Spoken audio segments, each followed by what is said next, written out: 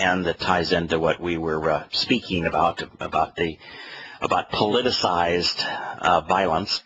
The leader of the Islamist religious political party in Bangladesh, which is almost exclusively Islamic. And so here's a guy that's the leader of the Islamic religious party, which is a political party. Talk about the integration of mosque and state. In Bangladesh, he was convicted of arms smuggling. Now imagine, he is the leading religious figure in Bangladesh, and he is convicted of arms smuggling. Yeah, because nothing goes better with religion than guns. And the government's response to him arms smuggling is to kill him. We are a lost planet. Glenn, I do want to follow up a little bit more on what we were talking about in terms of this long history of people making poor choices because they're uninformed. And but what I really want to do is close the case on Grimm here, because tomorrow we're going to do a different subject in the news. Right. Let me share a little bit more about what we know about Grimm. A 2011 article in the New Yorker described an evening in 1999 when Mr. Grimm was an agent of the FBI, the Federal Bureau of Investigation. And by the way, I don't know if it's going to be tomorrow or on Monday, I'm going to read one of the most compelling stories I've ever had the opportunity to present about the FBI on this program. At the time now, Mr. Grimm was at a Queens nightclub when a woman got into a tussle with her estranged husband. At one point, Mr. Grimm said to a bouncer that he would make the husband, quote, disappear where no one would find him. The evening also involved a fistfight, Mr. Grimm flashing his gun and making racist comments. In 2012, City and State, a political website, reported that while Mr. Grimm was at breakfast with Labor Party leaders, I should say, Representative Steve Israel, the head of the Democratic Congressional Campaign Committee, made a joke aimed at Mr. Grimm. The account said that Mr. Israel looked over at Grimm and said, "Hey, Grimm, you're not laughing." Mr. Grimm picked up a knife. The report went on and said, "No, I'm not laughing." Various individuals on Wednesday recounted personal run-ins. Ned Berkey, a reporter from the Bensonhurst Bean, there's a name for you, blog, wrote a 2012 incident about the civics group's meeting with Mr. Grimm that began with shouting, spittle raining down on me, and Mr. Grimm jutting his finger into my chest. Danny Panzella, a Tea Party activist, said in an interview that in 2011, Mr. Grimm got so mad at him that he suggested that they engage in a boxing match and work it out that way. Mr. Grimm vowed to knock out his teeth. When he first entered Congress, Mr. Grimm was seen as a potential Republican star. Why? Because he was a Marine, because he was part of the FBI background. That FBI agent and being a Marine, the Republican Party saw those as potent selling points. Hey, boy, were they ever wrong. During the 2010 primary, Mr. Allegretti, his opponent, accused him of wearing combat ribbons that he did not earn. Guess what Grimm's response was? Quote, "You sleep under a blanket of freedom that I helped provide." You should just say, "Thank you," Mr. Grimm said, "for what I've done in my life." I don't think he quite understood the point of Jack Nicholson's role in A Few Good Men. Yeah, he obviously didn't.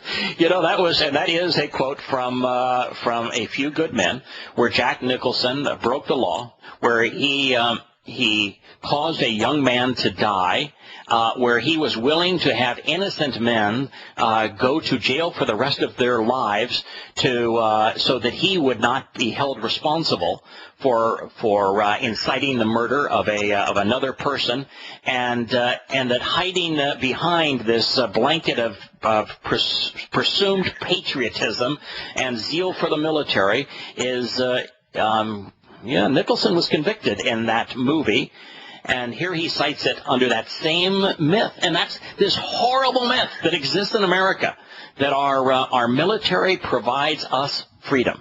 It isn't no. true. They are our employees, at least theoretically.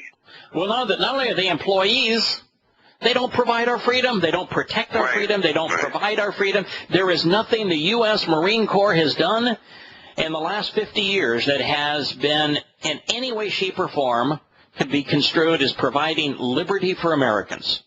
And when we need to get past that myth to have a proper understanding of the role of our military, and then come to the position that Jefferson did, that we ought not have an established military, that they are, not only are they not providers of freedoms, according to Thomas Jefferson, an established military is the single biggest foe to a nation's freedom. Right. By the way, just on my way out here, I'd like to make two comments.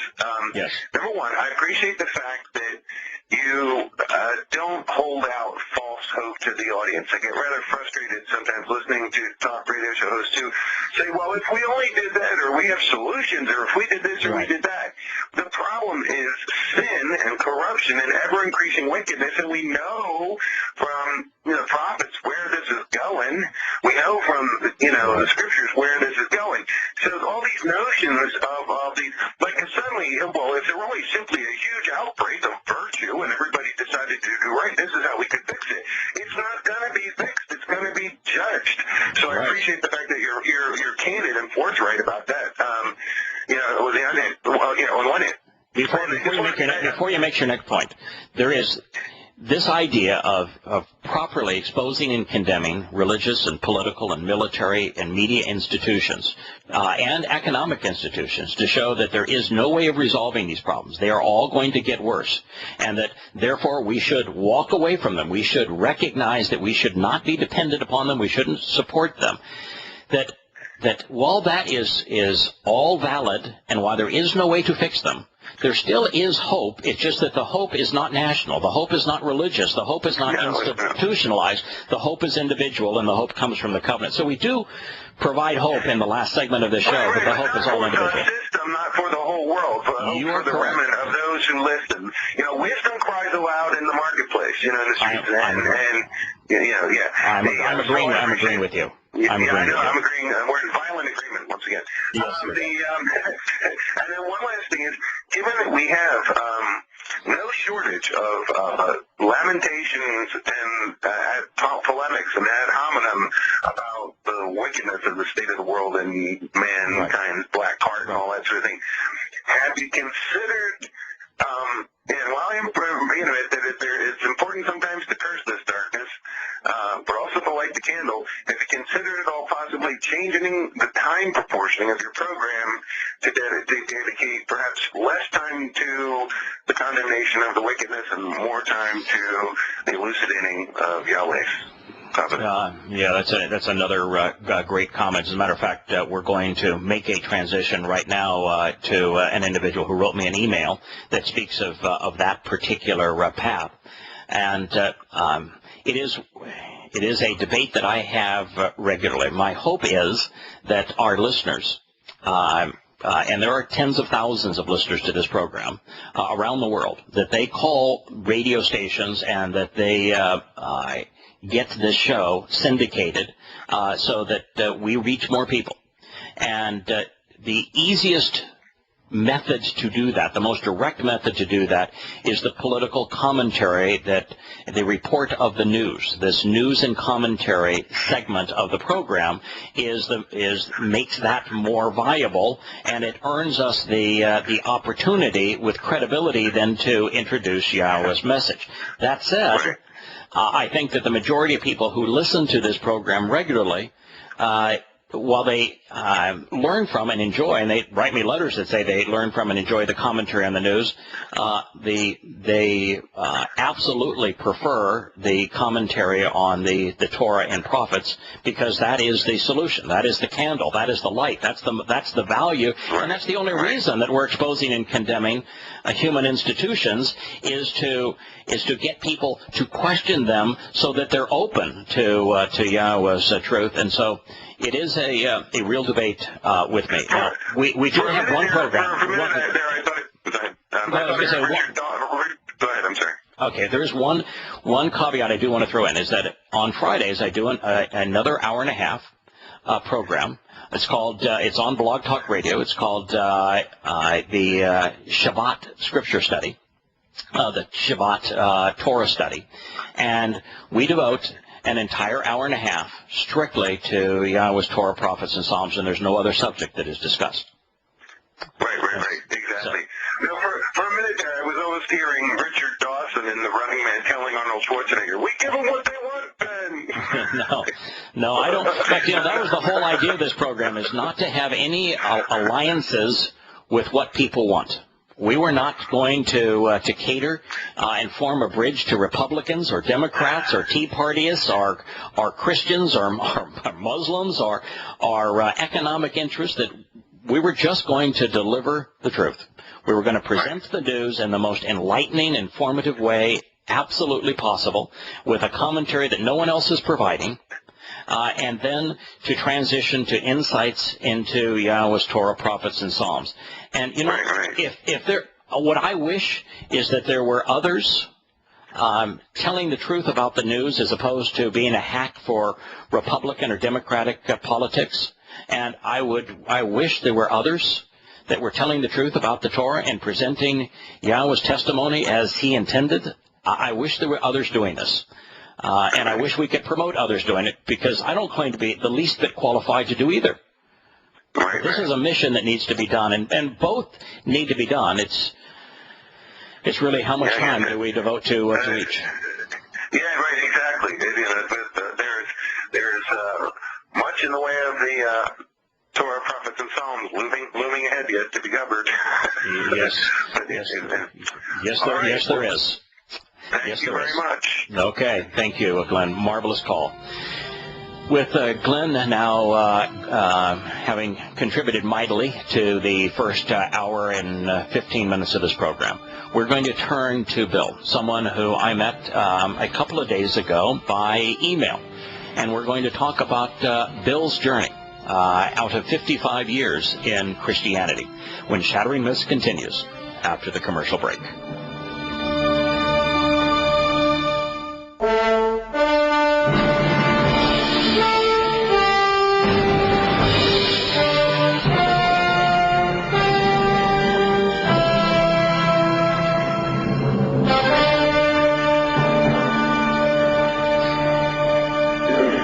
A couple of days ago, I was reading my email.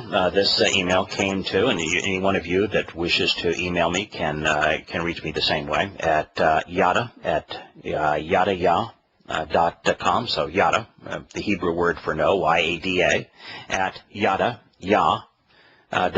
It will reach me. I not the world's best with email, and that I get more emails than I really can answer and still be productive during the day, but I do try to answer the vast preponderance of the emails that come into yadayah.com. One of them came in a couple of days ago, as I said, from a man who said that he had been a devout Christian for 55 years. Tell us a little bit about that story, Bill. Hello, Yada. Yeah, I'm going to start off with a question after I outline a bit of my past. Like you said, since I was 10 years old, I was a Christian and very, very active in the military, retired pilot, politics. We stepped down as men's ministry leader and was extremely disillusioned after all the time and years that I spent studying what I thought was God's inerrant word. And my question is, why did I see the truth of Yahweh and the Torah, and people much more intelligent than myself, much more learned in the scriptures and the Bible, does not see what I'm seeing right now? It feels like the scales have come off my eyes, and everywhere I look now, I see Yahweh and the Torah and the truth. Yes. And my question is, why me? It sort of makes me suspicious. Yeah. It's one of the things that that first I want to share is that your background's fairly similar to mine. Very young man, I adopted my parents' religion, and I became extremely active in the Presbyterian Church. I was the youngest ordained ruling elder in the history of the Presbyterian Church. I actually spoke at their National Synod, was the keynote speaker at a National Synod as a result of my ordination as a ruling elder in the Presbyterian Church. I taught and led evangelism. And so I taught Bible studies. And so I spent a lot of time in Christianity, and I ended up walking away from Christianity for the same reason. I began to question it, and I didn't like where those questions were leading.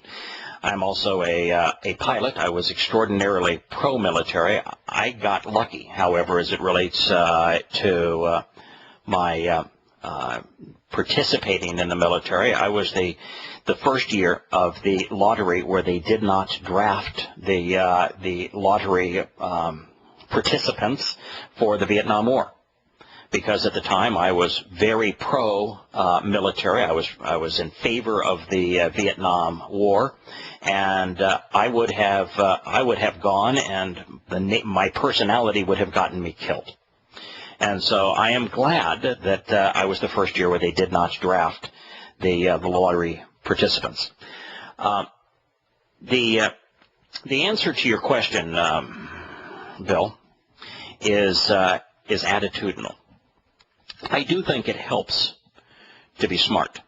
Now, I'm going to differentiate knowledge from understanding. I think that while you have to know to understand, most people that you would consider to be scholars are stumped and stalled at the knowledge state and never do develop understanding. And the transition between knowledge and understanding is almost always attitudinal. Just as why you, why me, and why not others that may know more than you and I may know. And it's all attitudinal. The reason, Glenn, that I begin this program by typically anywhere from 1 to 2 hours of helping people change their attitude towards patriotism, towards politics, towards their military, towards global economic schemes, is because unless they're willing to question these things, then there is no way in the world that Yahweh's truth will resonate with them. So you reached a point, Bill, before the truth was presented to you, that your attitude changed. And you knew there was something wrong with your religion. And that shift in attitude that made you be willing to question your religion and then to embrace the truth when it was in conflict with your religion is the reason you're part of the covenant today.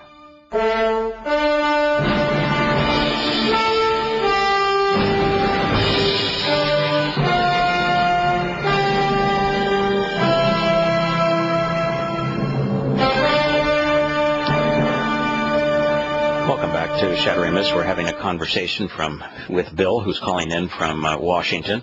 And Bill, after presenting a bit of his perspective, asked a question. Why me? Why is it that now I have this opportunity where now I find the truth reinforced everywhere? But why is it that those who are still mired in my old religion, which I now know is false, why are they unable to see the truth, which is reaffirmed everywhere that you look? And my answer to Bill was attitude. And Bill, I don't want to in any way diminish the importance of this singular word. While I was playing the role of dad with my sons, I constantly told them there's only one handicap that you can't overcome. It's a bad attitude. If you have a good attitude towards anything that you're involved in, any relationship that you are in, everything can be resolved. But when you have a bad attitude, it's impossible. Now, let me explain just one example of that. You began by saying that you thought that your Bible was the inerrant Word of God. That was your attitude towards your Bible. It's factually untrue. In fact, it's impossible.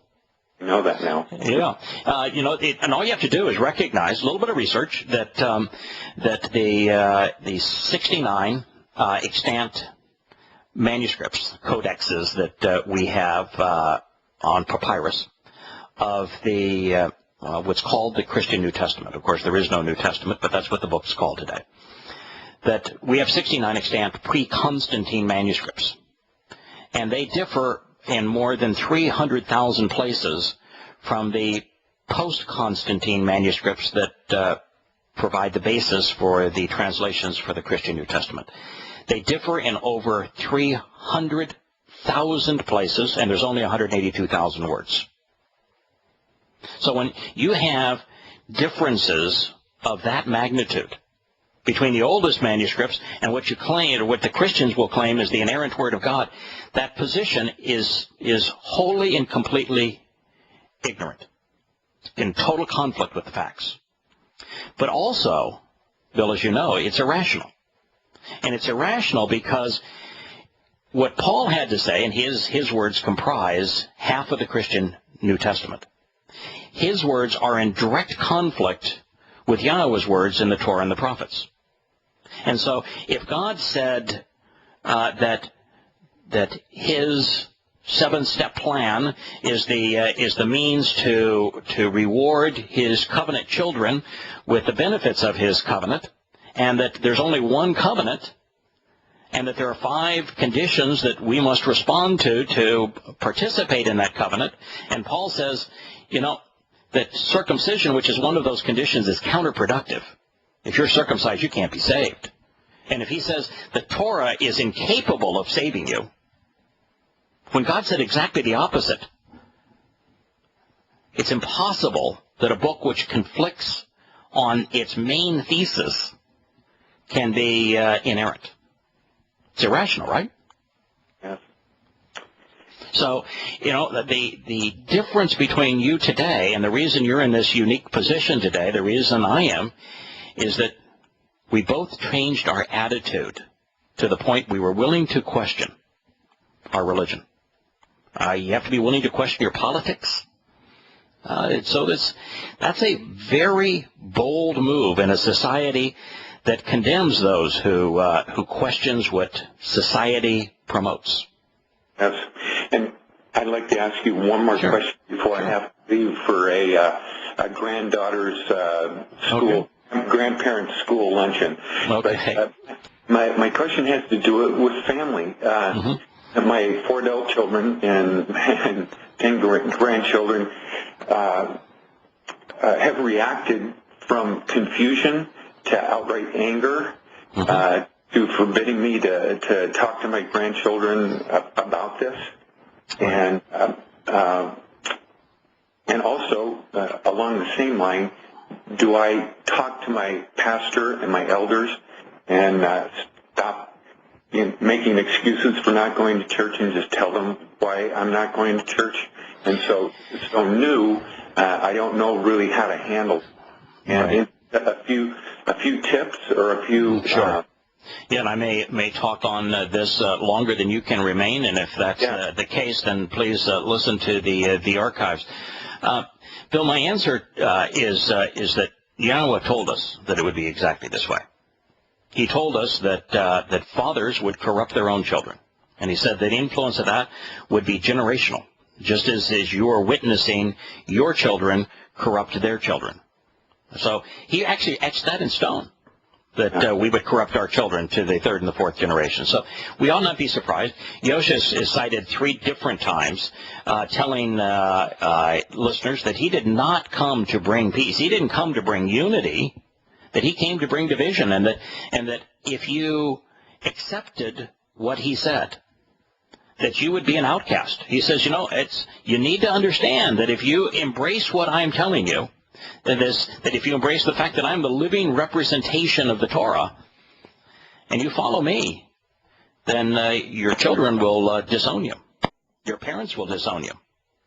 So, first of all, we ought not be surprised. Now, the other part of that is in your letter, you very clearly articulated the realization that what you have gained by coming to know Yahowah, the excitement of coming to know him as he is and to engage in the covenant, vastly excels over where you once were. And we're all in that position. So you're now passionate to share with your sons and your children and with their children what you've come to know, even with your former pastor and with the other Christian leaders at that church. We're all in that position where what we find is so enormously enlightening, so uplifting, so freeing, so liberating, so empowering, so exciting, so real that we want to share it. But the answer to that, Bill, is that if you share what you've come to know with someone who is ill-prepared to hear it because their attitude is still religious or still political, still mired in patriotism, they're not going to process it. God's own testimony will not only not resonate with them, God's own testimony will make no difference for them, but worse than that, when they hear what God has to say, they will hate it. Now that's staggering, but it's absolutely true. You can tell your pastor, former pastor, why you are no longer a Christian and why you have chosen to engage in the covenant based upon the Torah's teaching regarding the covenant, and you can cite Yahowah's words as the reason that you have done so and how you have done so, and your pastor will scream, will be enraged. He will hate what God has to say. And he will accuse you of being demonic for having quoted God's own testimony. What I have found, Bill, and God told us it would be this way, is that those who are overtly religious or overtly political, that no amount of evidence and no amount of reason will prevail. They're allergic to it. Their faith repulses evidence and reason. And so it does not matter how perfect a presentation that you make of Yahowah's testimony, they will reject it. I'll give you a great example. Yahusha was a great deal more articulate and a great deal more knowledgeable than you or I. And yet the vast preponderance of people that he spoke to rejected his message. The overwhelming preponderance of those that he spoke to rejected what he had to say. And of those who embraced what he had to say, it took them years before they actually understood. And even after 3 years with his own disciples, they were still making the transition between knowledge and understanding. So if he was incapable of using words, evidence, and reason, and particularly the thing that he emphasized was Yahowah's testimony in the Torah and prophets, if his presentation of Yahowah's testimony in the Torah and prophets and the conclusions that could be reasoned from his testimony did not prevail with the vast preponderance of his audience, we ought not expect to succeed at a rate better than he did. So what do you do? Here's my my conclusions to that after having lived with this now for 10 years. Is the single most important thing you can do is the most enjoyable thing you can do, the thing you're already doing. Immerse yourself in Yahowah's testimony. I provided some really good tools for you to do that, but I don't want you to stop there. I just want you to use these tools as a way to get going. The first of those, in terms of approaching Christians and cleansing yourself of Christianity, is to read Questioning Paul. Now, the old version of Questioning Paul is available at questioningpaul.com, but the new version of Questioning Paul is available to site yhwh-qra.com and also at blessyahowah.com. At both sites you'll find the new version of Questioning Paul. It's just the new version is twice as long and vastly more convincing because of I followed the advice that I'm giving you. I continued to learn, and based upon I've learned, I included in the longer version of Questioning Paul. It will provide you with all the tools you need to get those that you care about to begin questioning their religion. If they're capable of questioning their religion, if they're capable of accepting the attitude that when God's own testimony proves that their religion is false, that they will consider what God has to say, then Questioning Paul will provide all of the tools and all of the questions and all of the proof that you could ever need to reach them in that regard. But coming to understand that Christianity is wrong, while it's important and it was necessary for you to come to know Yahowah, the next step is to come to know Yahowah. And I'm going to talk when we return to Shattering Myths of the two places that you can go to accomplish that.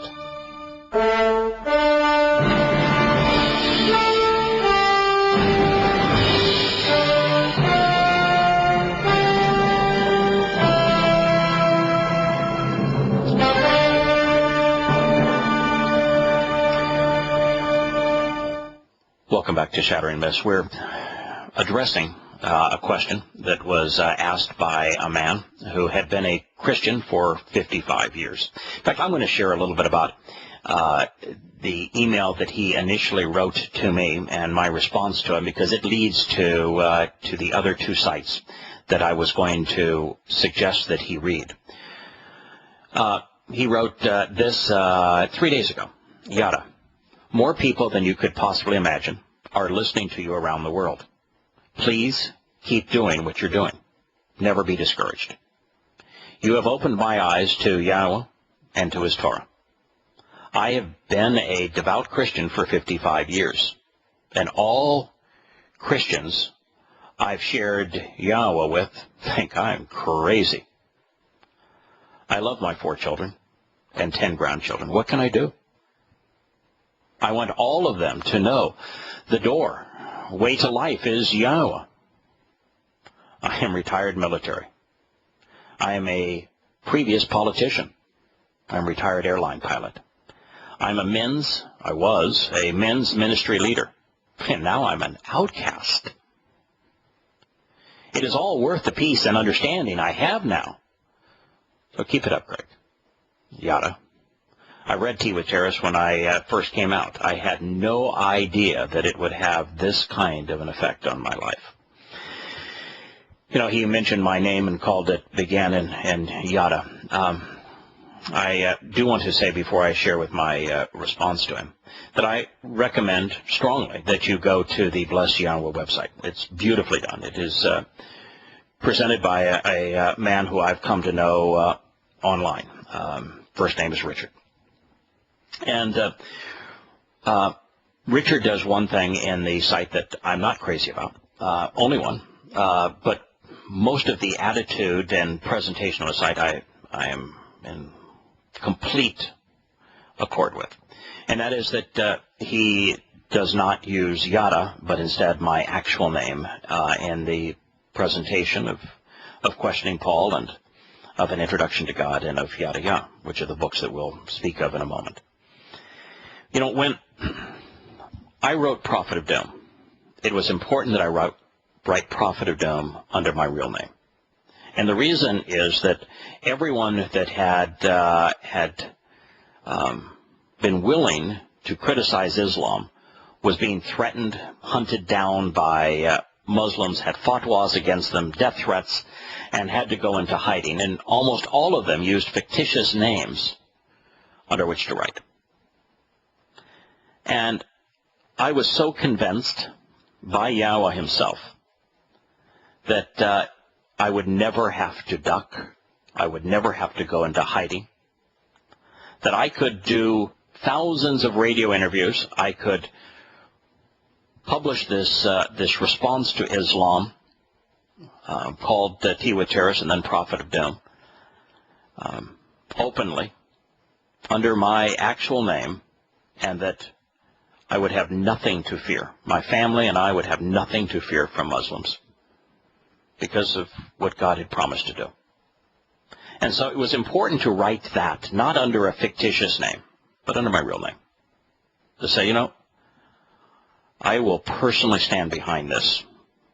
This is the truth. This is what the entire world, particularly Muslims, need to know about Islam.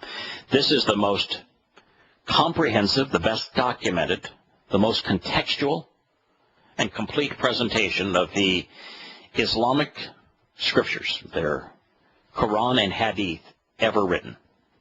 You need to know who Muhammad was, what he did, and what he said. And I will not only author this comprehensive presentation of Islam's oldest source material under my actual name, but I'll do thousands of radio interviews under my name. I'm not going to hide from anyone. That's much of what Glenn was saying in the beginning of the second hour of this program.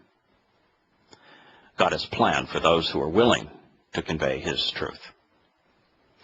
And as it relates to Yahowah, this website, yahowah.com, Introduction to God, or introtogod.org, and Questioning Paul, it's my contention that I'm irrelevant, that my opinions are irrelevant, and that those 3 volumes of books exist to present Yahowah's perspective, Yahowah's attitude, Yahowah's words, and that I am nothing more than a conveyor of Yahowah's testimony, so my name is irrelevant.